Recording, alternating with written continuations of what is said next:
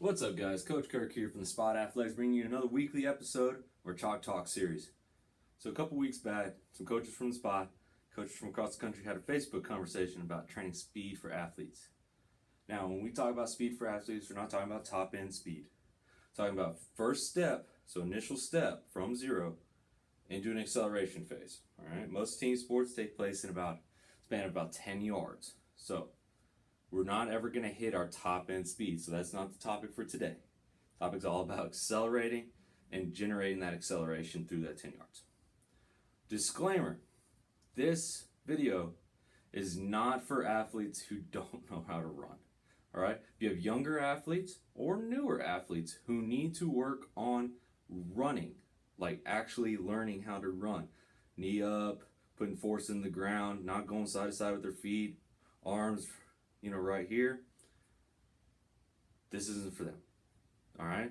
They need to learn how to be efficient runners before they can get into all the nitty-gritty stuff, okay?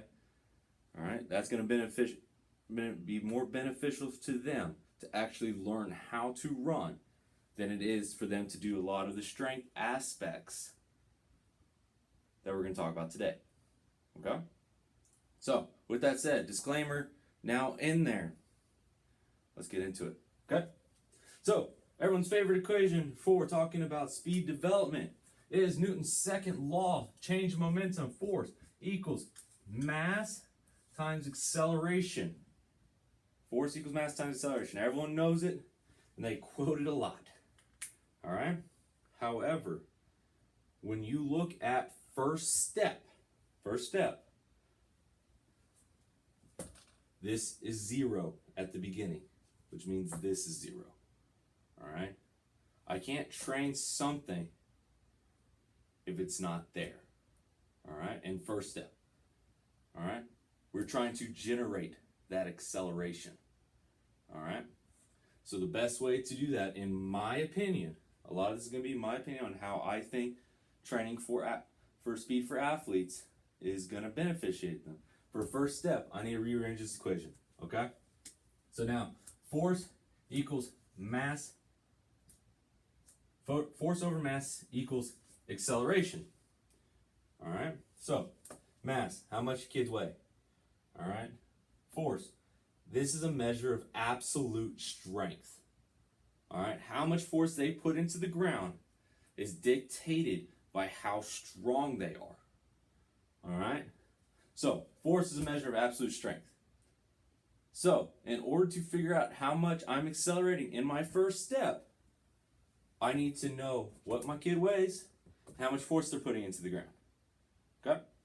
So, let's say I have a kid who can squat 100 pounds. So you can put almost like 500 pounds of force in the ground in order to accelerate up in the ground. You're going to generate 5 times what you normally can in order to accelerate, all right, to actually have your body leave the ground. So, 5 times, so that squat goes to 500. Let's say the kid weighs 100 pounds. Arbitrary numbers. I'm bad at math, okay? So, bear with me. So, he's generated 500 pounds of force when he pushes off into his initial step. Weighing 100 pounds, he's generating 5 meters per second. Okay? Generating 5 meters. So now, what if I took his squat to 200? From 100 to 200. So the absolute strength went up. So remember, we're generating 5 times more force in order to go. He's putting 1,000 pounds here. His body mass, little to no change. There will probably be a change if he put on 100 pounds on his squat. He probably had a little bit of a change. But for easy math, if he went up a pound or two, a couple pounds, I'm not going to put that in there. All right? So weighs 100 pounds. Generating 1,000 pounds of force. He's now going 10 meters per second. I made him twice as strong. I made him twice as fast on his first initial step. All right? So, if you can go twice as fast in his first step because he got twice as strong, I'll take that every day of the week. All right? If this kid can go twice as fast, he's going to dominate people. All right? So how do I train this? How do I train absolute strength? Absolute strength is trained using big, multi-compound movements. And in this instance, we're going to talk about squats and deadlifts. Squats and deadlifts, and any of their variants, any variation of those, whether box squat, trap bar, deadlifts, whatever. If I train those 1 to 3 reps in that 85% to 85% plus, so that's all the way to 100 and over, what they were, I'm training absolute strength. And I need to train that in order to generate more acceleration in my first step. All right, so now, kid's up and running. I've made his squat stronger, he's up and running.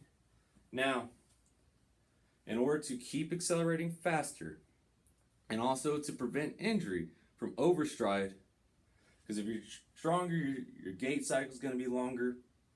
So to keep him from overstriding, I need to teach him how to actually accelerate his gait, all right, to get his leg up and around faster, all right? And so now our equation is force with change in time, that little triangle means change, equals mass times acceleration. Impulse speed, all right? Are all here, Star Trek, impulse power. All right, this is impulse. How much force are you generating over a certain amount of time when you weigh a certain weight and you're accelerating at a certain speed? All right. So our kid generating 1,000 pounds of force.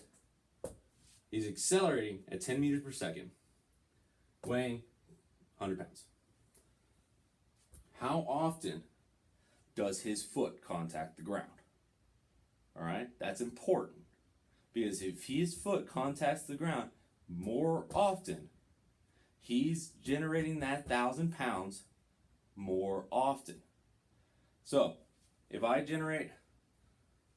take a step and I generate my 1,000 pounds of force every second, I'm going to go a certain distance. Now, if I can generate that 1,000 pounds of force, travel the same distance. So I'm going to travel the same distance if I'm generating the same amount of force, but I put it into the ground instead of every 1 second, I put it into the ground every half a second.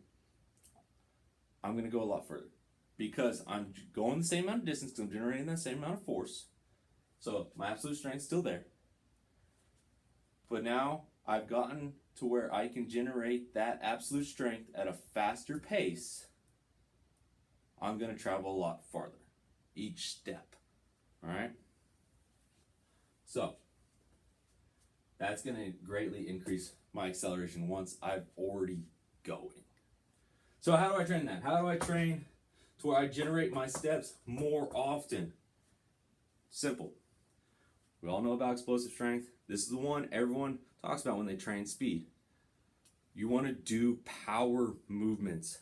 Power movements, when we talk about this, these are movements that are done at 0.8 meters per second or faster. If anyone's ever read Brian Mann's book on acceleration speed. So dynamic effort squats will help with this as well. So if anyone follows Westside, conjugate method, concurrent training, dynamic effort squats will help this. All right, you're generating 0.8 meters per second or faster. If you have a stopwatch, try to get 3 reps in 3 seconds. All right, the old-fashioned way. Another way to train this: jumps and sprints. Yeah, jumps and sprints help train jumping and sprinting. All right, weighted jumps, weighted sprints, great. They help accentuate the deceleration here so that I have to accelerate longer. All right, if I can teach myself to accelerate longer, I have to take more steps. All right, so weighted jumps, weighted sprints, or just even normal jumps like box jumping, normal sprints. All right, help teach your athletes how to generate force quicker. All right, so best way to train for speed is if you look at our force velocity curve right here. As our velocity goes up, so velocity, how fast we're moving, our force goes down. All right? We're not generating a lot of force when we move fast. However, if I want to have a good first step, I need to be here where my force is highest. So I can transition here. The reason for that is you got to think of everything in relative ways. All right? I weigh a certain amount. If I can generate more force at that weight, my body becomes a less of a percentage of my overall strength, so that this, when I'm down here, I might be able to shift my body weight. So if I'm a certain amount of strength, like I weigh about almost 300 pounds, if I squat 300 pounds, moving is going to put me somewhere, in here. But if I can squat 800 pounds, now my body weight's down here. Now I'm moving faster. All right?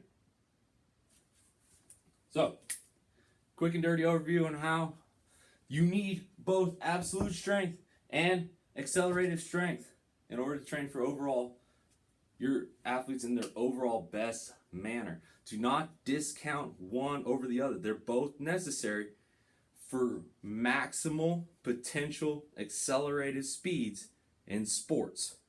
All right? If somebody tells you you don't need one or the other, they're trying to sell you something. Don't ever do that, okay? This is Kirk from the Spot Athletics. Please leave any comments or questions in the video in the comment section below. Thank you.